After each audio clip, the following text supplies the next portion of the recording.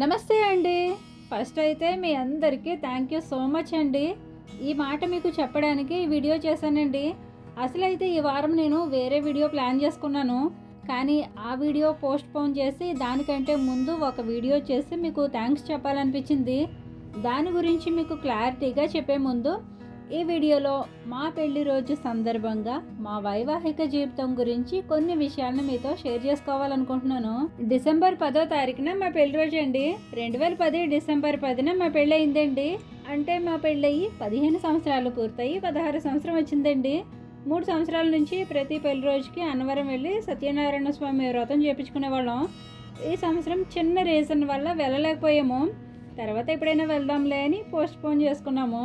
దూరంలో ఉన్న అన్నవరం ఎలాగో వెళ్ళలేకపోయాము. దగ్గరలో ఉన్న శివాలయానికైనా వెళ్ళాలని ఇద్దరం కలిసి శివాలయానికి వెళ్ళామండి. పండుగ వచ్చినా పబ్బం వచ్చినా పుట్టినరోజులైనా పెళ్లి రోజులైనా మేము ఎక్కువగా వెళ్ళేది శివాలయానికే వినండి. ఈ శివాలయం వచ్చేసి పిఠాపురంలో ఉన్న పాదగయ క్షేత్రం అండి. ఈ శివాలయం చాలా పురాతనమైన క్షేత్రం అండి. ఎంతో విశిష్టత కలిగిన పుణ్యక్షేత్రం. మీరు ఎప్పుడైనా ఈ క్షేత్రాన్ని దర్శించుకుని ఉంటే కింద కమెంట్ చేయండి. ఇక మా వారు నేను శివయ్యను దర్శించుకొని ఇంటికి వచ్చాక అత్తయ్య ఆశీర్వాదాలు కూడా తీసుకున్నామండి. మా ఇంట్లో అత్తయ్య పెద్ద దిక్కండి. మామయ్య 10 ఏళ్ల క్రిందటే చనిపోయారు. అక్షింతలు వేసి అత్తయ్య పెళ్లి రోజు కానుకగా 500 గిఫ్ట్గా ఇచ్చిందండి.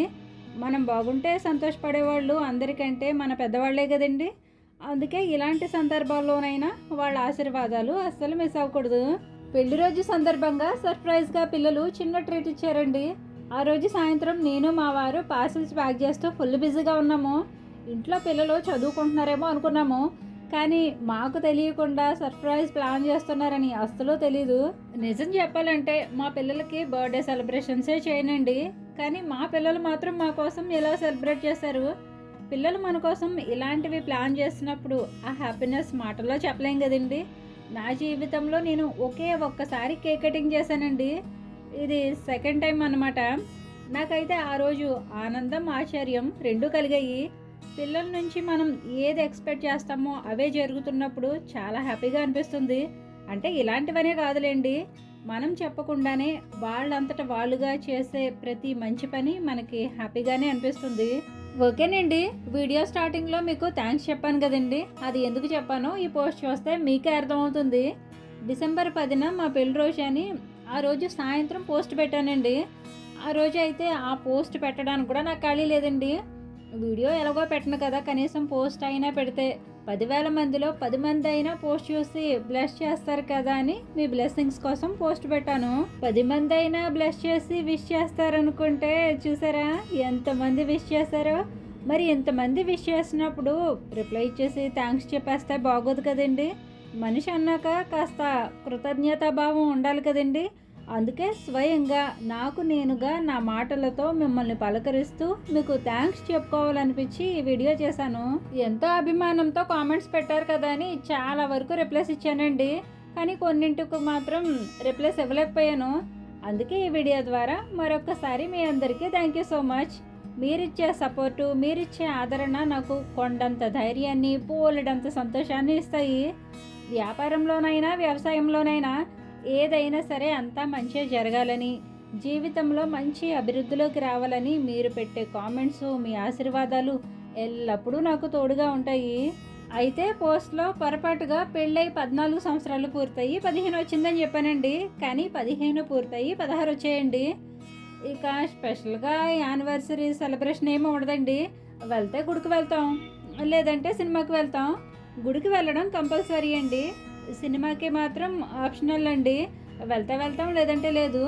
ఇక మ్యారేజ్ విషయానికి వస్తే మాది లవ్ అండ్ అరేంజ్డ్ మ్యారేజ్ అండి.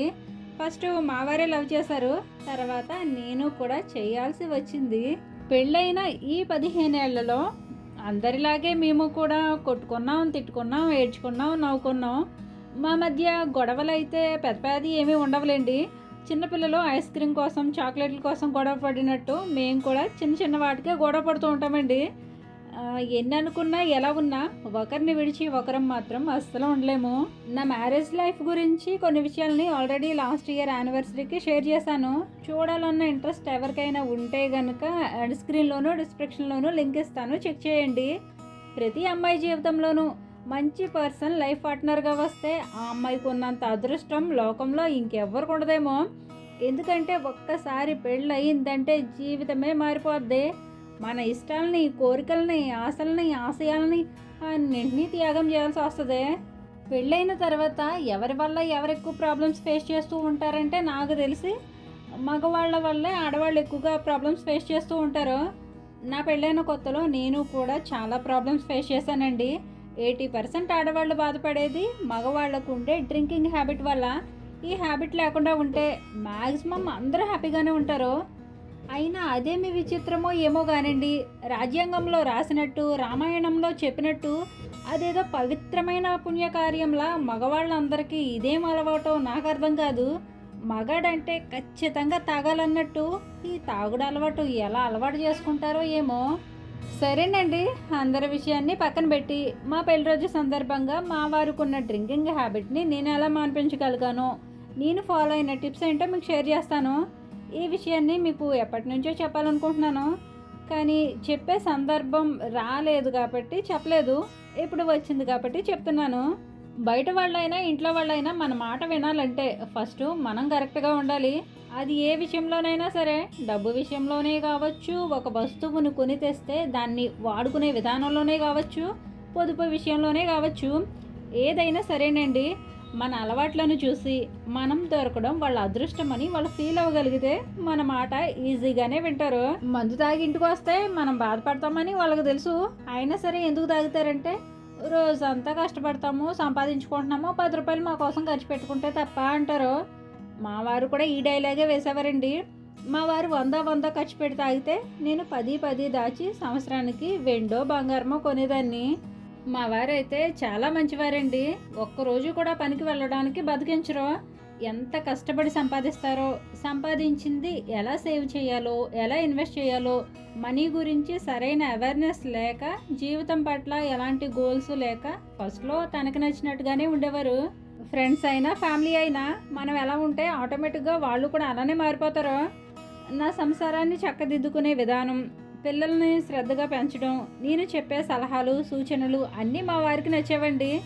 భగవంతుని దయ వల్ల నెమ్మదిగా మా వారు చేంజ్ అవుతూ వచ్చారండి. ఇప్పుడు ఎక్కడైనా 10 రూపాయలు మర్చిపోయాను అనుకోండి, నాకే క్లాసులు పీకుతూ ఉంటారు. అంటే ఎంత బాధ్యతగా ఉంటారో మీరు అర్థం చేసుకోవచ్చు. సంసారంలో భార్యాభర్తలు ఇద్దరు నాది నీది అని కాకుండా మనది అని ఇద్దరు సర్దుకుపోతే ఇద్దరు హ్యాపీగానే ఉంటారు. ఆన్లైన్ బిజినెస్లో మా వారి సపోర్ట్ ఉంది కాబట్టే నేను బిజినెస్ చేయగలుగుతున్నానండి. ఆడవాళ్ళు ఏదైనా చేస్తామంటే చాలామంది ఇళ్లలో ఒప్పుకోరు. ఇంట్లో ఉండి పిల్లల్ని నన్ను చూసుకో, నువ్వేమీ సంపాదించిన అవసరం లేదు అంటారు. మా వారు కూడా ఫస్ట్లో అలానే అన్నారండి. కానీ రోజుకి బిజినెస్ గ్రోత్ అవ్వడం చూసి సపోర్ట్ చేస్తున్నారు. ఇక మా బాండింగ్ గురించి అయితే మీకు చెప్పనవసరం లేదనుకుంటున్నాను. ఎందుకంటే మా ఇద్దరి బాండింగ్ బాగుంది కాబట్టే ఇదంతా చేయగలుగుతున్నాము. ఇంటి దగ్గర నేను ఎంత కష్టపడతానో అంతకంటే 10 రెట్లు మా వారు కష్టపడతారండి. మా వారు కోరమండల్ ఫ్యాక్టరీలో బస్తాలు మోసుకుని కూలి పని చేస్తారండి. రోజుకి 8 గంటలు బస్తాలు మోస్తూనే ఉంటారు. ఇంటికి వచ్చాక మళ్ళీ మార్కెట్కి వెళ్ళడం, సరుకులు తేవడం, పార్సిల్స్ ప్యాక్ చేయడం, మళ్ళీ అవి కొరియర్ చేయడం, ఇలా నాన్ స్టాప్గా పని చేస్తూనే ఉంటారు. పెళ్ళి అంటే కలిసి బ్రతకడమే కాదు కదండి. కష్టాలు వచ్చినా, కన్నీళ్ళు వచ్చినా ఒకరికి ఒకరు నీకు నేనున్నానని ధైర్యం చెప్పుకోవడం. నిజం చెప్పాలంటే మా వారిని పెళ్లి చేసుకోవడం నాకు అసలు ఇష్టం లేదండి. కానీ మన జీవితంలో ఏది జరిగినా అది మన మంచిగా అనుకోవాలి. ఫస్ట్లో మా వారి వాల్యూ తెలియక అలా అనుకున్నాను. ఇప్పుడు మా వారు 24 క్యారెట్ బంగారం అని తెలిసినాక నేనెంతో అదృష్టం చేసుకున్నాను. అందుకే దేవుడు నాకు ఇలాంటి వాడిని గిఫ్ట్గా ఇచ్చాడు అనుకుంటాను. పుణ్యం కొద్దీ పురుషుడు, దానం కొద్దీ బిడ్డలని అంటారు కదండి. ఈ 2 విషయాల్లోనూ నేను అదృష్టవంతురాలినేనండి. సరేనండి, ఈ వారం ఒకేసారి ఆర్డర్స్ ఎక్కువగా రావడం, అదే టైంలో ప్రోడక్ట్స్ అయిపోవడం వల్ల స్టాక్ రెడీ చేసుకోవడంలో బిజీగా ఉన్నానండి. ఎన్నో విషయాలు మీతో షేర్ చేసుకోవాలని ఉన్న టైం లేక 10 నిమిషాల వీడియోనే తీసేసి పెట్టేశాను. అది కూడా మీకు థ్యాంక్స్ చెప్పుకోవడానికి మాత్రమే. పెళ్లి రోజు సందర్భంగా మమ్మల్ని ఇద్దరిని బ్లెస్ చేసి మీ మంచి మనసుతో ఆశీర్వదించారు. మీ కామెంట్స్ చదివి నేనైతే చాలా ఎమోషనల్ అయ్యానండి. మీరు అంతలా విష్ చేస్తారని నేను అసలు ఊహించలేదు. అందుకే వీడియో చేసే టైం లేకపోయినా సరే ఎలాగోలాగా ఈ వీడియో చేసి పెట్టాను. పెళ్ళయ్యాక జీవితంలో ఎన్నో కష్టాలని, ఎన్నో బాధల్ని భరించాల్సి ఉంటుంది. మా జీవితంలో మేము కూడా అలాంటివన్నీ టన్నుల కొద్దీ భరించామండి. అవన్నీ మీతో తప్పకుండా ఒక వీడియోలో షేర్ చేసుకుంటాను. ఓకేనండి. మా వైవాహిక జీవితంలో ఒకరిని ఒకరం అర్థం చేసుకొని ఇద్దరం ప్రేమగా ఉంటూ ఆ ప్రేమతోనే పిల్లల్ని చూసుకుంటూ మా బాధ్యతగా వాళ్ళ కోసం మేము ఎంతగానో కష్టపడుతున్నామండి. వీడియో మొత్తం చూసిన తర్వాత మా ఫ్యామిలీపై మీ అభిప్రాయం ఏమిటో, ఈ వీడియో మీకు ఎలా అనిపించిందో మీ అభిప్రాయాన్ని కామెంట్ చేసి, మీకు ఈ వీడియో నచ్చితే తప్పకుండా లైక్ చేయండి. మా ఫ్యామిలీకి ఎల్లప్పుడూ మీ అందరి బ్లెస్సింగ్స్ ఇలానే ఉండాలని కోరుకుంటూ ఇవాల్టి వీడియో ఇంతేనండి. మరో మంచి వీడియోతో మళ్ళీ వస్తాను. ఉంటానండి. నమస్తే.